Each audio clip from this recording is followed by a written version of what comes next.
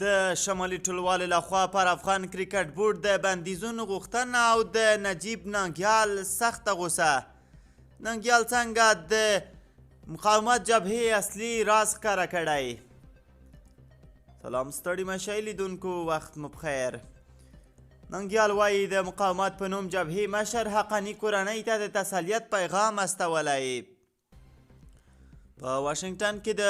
په واشنګټن کې پخوانی افغان ډیپلومات نجیب ننګیال د خپلو سرچینو په حواله خبر ورکړی دی چې د مقاومت په نوم جبهې مشر چې ظاهرا چاره احمد مسعود ته د خلیل الرحمن حقاني له وژل کېدو وروسته د حقاني کورنۍ ته د تسلیت پیغام استولی او خواخوږي ورسره څرګنده کړې ده.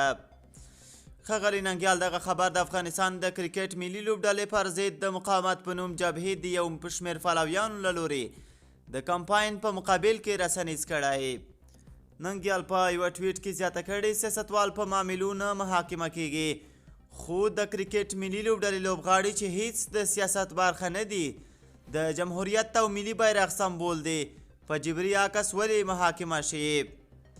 دا په داسې حال کې ده چې د مقاومت په نوم جبهې اکثریت پلویانو له تیرو څو ورځو راهیسې د افغانستان د کرکټ ملي لوبډلې پر ضد پراخ کمپاین پیل کړی او له نړیوالو غواړي چې د بندیزونو پرې ولګوي. د یو څو تنو افغانانو نظرونه مو په دې تړاو راخیسته. عزیز الله شینواري لیکلي د افغانستان کرکټ ملي لوبډلې اتلان د لوی افغانستان استازیتوب کوي، د خپل ولس لپاره لوبیږي او خپل ملي ارزښتونه پالي. هیڅوک دا حق نه لري چې د افغانستان کرکټ د سیاست ښکار کړي.